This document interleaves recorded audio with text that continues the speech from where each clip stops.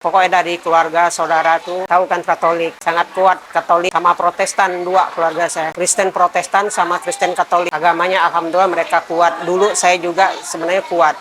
Dengar ajan, suara ajan itu sedih, tapi saya nggak tahu itu gimana caranya ibadahnya Islam itu, cuman taunya dengar ajan ya. Sedih dengar suara ajan subuh pertama kali di Pontianak.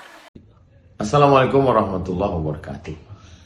Ayah kita muslim, ibu kita muslimah, kita hampir tidak punya tantangan dalam mempertahankan iman. Pernahkah kita merasakan seperti yang dirasakan oleh Ammar bin Yasir, penyiksaan dan seterusnya? Bagaimana kita bisa menyelamatkan saudara kita, mu'allab, terasing, tidak punya tempat tinggal, tidak punya tempat bernaung? Alhamdulillah ada namanya Yayasan Baitul Mal Saudara Seiman. Mari kita support wakaf pembebasan gedung Baitul Mal Saudara Seiman. Pembebasan tanah, nanti ada gedungnya, tempat ngaji, tempat mereka konsultasi agama, tempat mengkoordinir supaya jangan setelah bersyahadat lalu kita melupakan mereka. Maka mari kita support melalui Bank Syariah Indonesia atas nama DPD Saudara Seiman. Catat nomornya baik-baik, 44 54 54 4458. Sekali lagi 44 54 54 4458. Ma'akal tafa'abnaita, uang yang kita belikan makanan busuk, wa malabis tafa'ablaita, diberikan ke pakaian lapuk, wa matasondak tafa'amdaita, yang kita sedekahkan, itulah bekal kita untuk hari esok. Wassalamualaikum warahmatullahi wabarakatuh.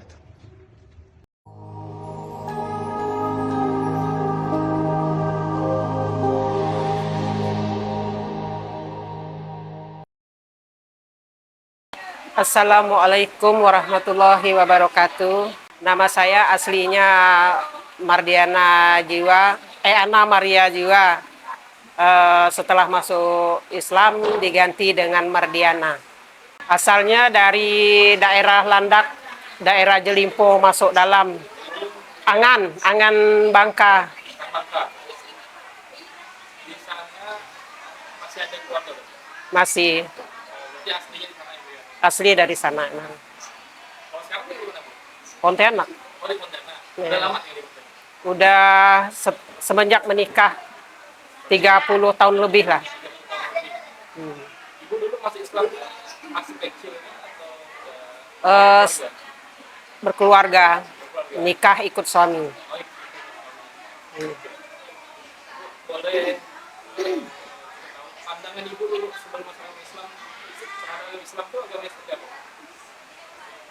Dulu tuh Islamnya maksudnya ya, pandangan Agama apa gitu dulu waktu masih Kristen? Kita dulu agama apa? Katolik. Agama Katolik. Nah, dulu waktu ibu masih agama Katolik, pandang agama Islam itu agama seperti apa? Kalau dulu ya enggak kepikiran, pokoknya enggak ada lah tentang Islam gini itu enggak ada. Taunya tuh Islam itu rumit gitu.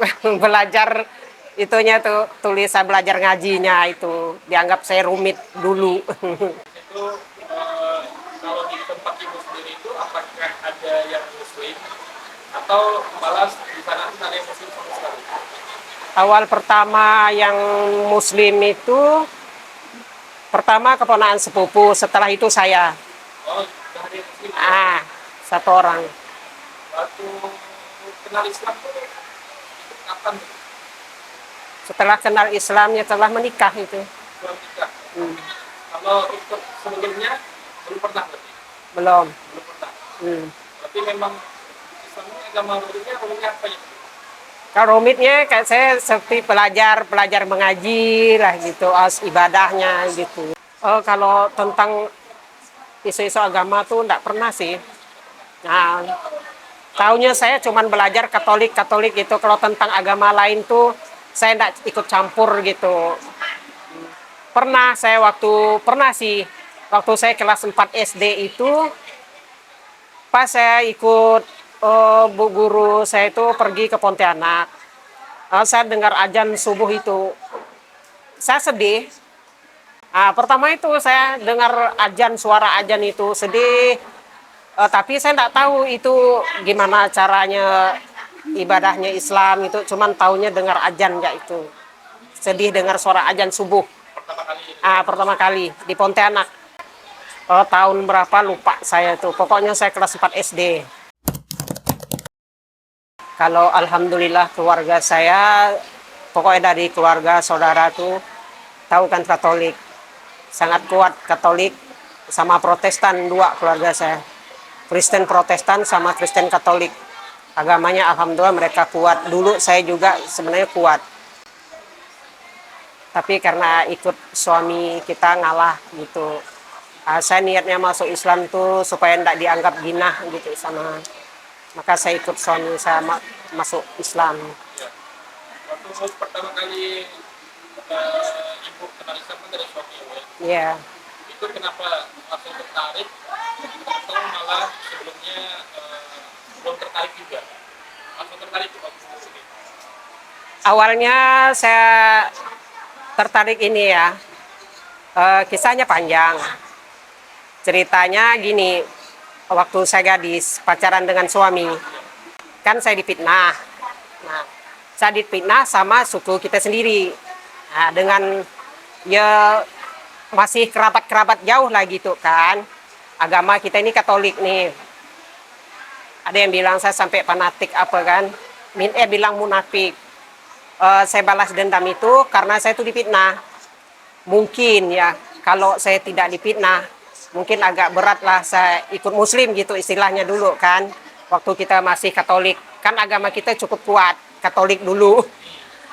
Setelah itu kan karena saya difitnah waktu pacaran dengan suami itu, saya difitnah, saya jinah, saya sudah, pokoknya jelek lah. Saya difitnah jinah di kuburan, saya difitnah, pokoknya udah hamil. Terus saya pacaran itu sampai sempat bayar adat suamiku tuh karena fitnahan tadi nih, tapi kami belum pernah melakukan sedikit apapun, belum. Karena suami saya tuh memang baik dengan saya gitu, jadi saya sering memberi dan saya, karena dia tahu saya anak yatim. Anak yatim dulu karena saya dari bayi itu ditinggal bapak saya meninggal. Jadi suami itu tahu keadaan saya gitu, jadi dia tuh sering ngasihkan saya berupa kado, entah pakaian, entah apa. Itu dari situlah orang nilainya tuh dikira saya jual diri gitu. Karena saya ini pernah diadat sampai saya mau dibunuh sama sepupu saya sendiri.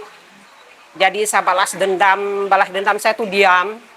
Untuk balas dendam dengan mereka tuh saya diam. Sampai saya pisah dengan suami itu 1 tahun kali. Jadi kami pacaran terus, istilahnya putus pisah selama 1 tahun. Udah setahun kemudian tiba-tiba ketemu lagi tanpa sengaja. Saya di Pontianak, dia di daerah kan, dia kerja. Akhirnya ketemu lagi, terus dia bilang, mendingan kamu pulang gitu, kita nikah. Nggak usah terus lama-lama di kota gini cari kerjaan ini itu. Nanti terus usul dia tuh bagus, ngajak saya nikah, saya pun pulang kampung nikah. Akhirnya saya masuk Islam, saya nikah adat tahun Desember 91. Terus saya muslimnya Januari 92. Di Mempawah, masuk Islam. Ikut bapak angkat saya. Berarti sebelum waktu nikah belum masuk Islam? Belum, nikah adat. Tapi menikah Islam udah di Mempawah. Oh, di Mempawah. Kan dua kali nikah. Pertama nikah adat kampung, belum muslim, masih Katolik. Begitu selesai nikah adat, cabut ke Mempawah, masuk Islam. Tapi keluarga tahu masuk Islam? Ibu saya tahu, abang saya tahu, semua mendukung. Alhamdulillah keluarga saya semua mendukung. Yang penting kita jalanin gitu, yang penting saya yang jalankan. Terserah kata mereka. Nggak ada tantangan apa-apa, nggak ada dari keluarga, nggak ada. Cuman saya balas dendam ya. Pokoknya kebilang aku lari dari Katolik karena aku tuh difitnah itu, aku ikut suami jadi muslim gitu. Momen terindah saya setelah masuk Islam, doa saya diijabah sama Allah. Doa saya diijabah sama Allah, ceritanya gini, ibu saya sakit, kencing darah, udah nggak bisa bangun kan. Karena saya sering baca buku, sering katanya kita kirim doa Al-Fatihah tuh 41 kali kan, 41 kirim doa Al-Fatihah. insya Allah orang tua tuh sembuh. Jadi saya nyiapkan air putih sama ini apa? Air putih sama saya sholat hajat, sama saya sholat malam Jumat tuh sholat, pokoknya sholat wajib tuh, sholat 5 waktu. Setelah saya selesai sholat, saya doakan ibu saya, baca doa Al-Fatihah 41 kali, sama ayat kursi. Pokoknya saya minta sama Allah, ya Allah, sembuhkan ibuku jika memang masih panjang umur. Jika ibuku udah sampai umurnya, aku bilang, panggillah beliau dengan husnul khotimah. Sekalinya ibuku tuh selesai aku sholat, aku kan balik di kampung dari Pontianak nih terus ke kampung. Pas selesai aku sholat tuh, aku minumkan mamaku tuh air putih tuh. Setelah malamnya, ibu saya mimpi katanya ada terbang dari badannya. Paginya makku udah bangun. Alhamdulillah udah sembuh. Pinggangnya pun tidak sakit lagi. Nah itu yang kedua, hikmah terbaik saya tuh mertua saya. Almarhum Mbah itu umurnya 90 tahun, saya asuh. Beliau tuh sholat 5 waktu tuh tidak putus, ngaji tidak putus, khataman Quran tidak putus. Pas hujan seperti ini nih, saya tuh nyuci. Beliau nih udahan saya terus, udah lama, nggak usah nyuci lagi. Ibu mau pergi. Kita pikir beliau pikun kan.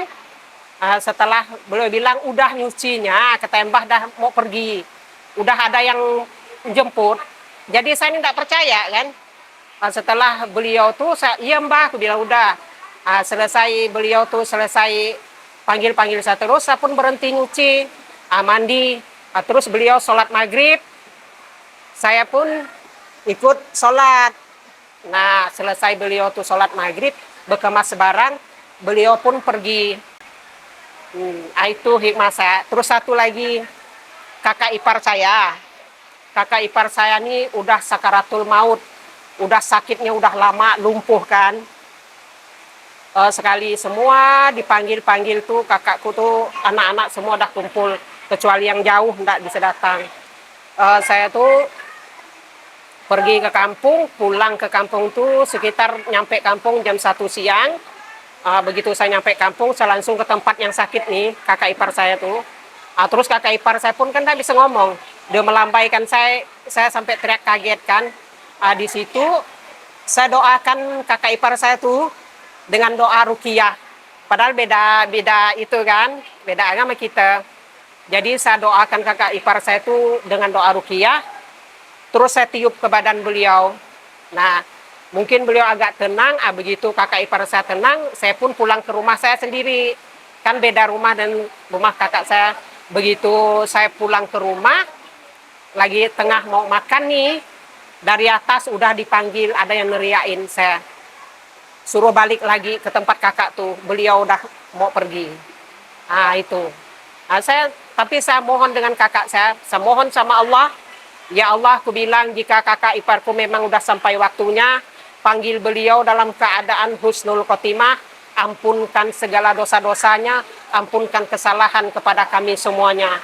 Begitu kan, di akhirnya dia pergi. Itu, jadi 3 orang tuh yang aku itu kan. Hikmah terbaik doa saya. Pokoknya doa itu yang saya baca, saya percayakan Al-Fatihah. Al-Fatihah. Pokoknya saya ngamalkan Al-Fatihah. Ada badai, ada hujan, ada petir, ini Al-Fatihah. Itu yang hikmah saya terbaik lah buat saya tuh. Dari orang tua ibu, mamanya dari ibu itu, Ibu saya udah meninggal 2012. masih Islam, Belum, enggak, masih Kristen. Kalau kesulitan awal-awal pernikahan, biasalah kan ekonomi kan. Awal-awalnya tuh, tapi karena saya tuh LDR dengan suami, jarang ketemu, jadi saya ngurus anak sendiri di rumah. Pernah tinggal dengan ipar 14 tahun. Anak saya 3, anak adik 4. Tapi kami alhamdulillah jalani senang gitu lah. Tidak pernah kelahi saya tidak pernah bertengkar dengan ipar, dengan saudara apapun. Biar saya diasut, saya tetap diam. Itu. Sedihnya waktu saya pindah rumah kontrak. ngontrak rumah sepeta pas anak sakit, masuk rumah sakit, kena diare.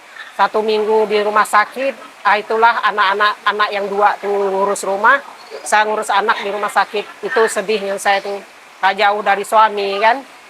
Nah, yang sedih sangat tuh ya kehilangan orang tua, kehilangan ibu saya. Nanti dekat sama suami. Ibu saya dekat banget karena mama tuh ditinggal bapak, meninggal tuh anak 5. Bapakku umur 38 tahun, ibuku umur sekitar 39.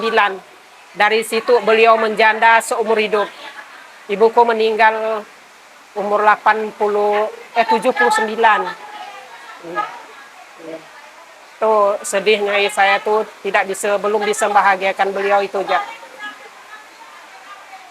Karena saya tuh di satu keluarga tuh karena saya yang paling kecil, jadi saya paling dimanja. Sampai dengan hari ini sama anak, sama suami, sama orang tua saya, sama abang-abang kakak saya. Nah, jadi saya alhamdulillah bahagia gitu.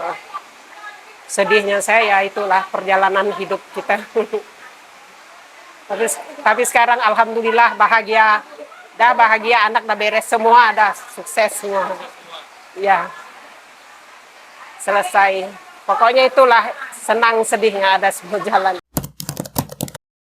Awalnya ketemu teman, ngajak takliman di sini lah tempat Mak Yuli kan, sekitar tahun 2014 rutin kita ngaji sini.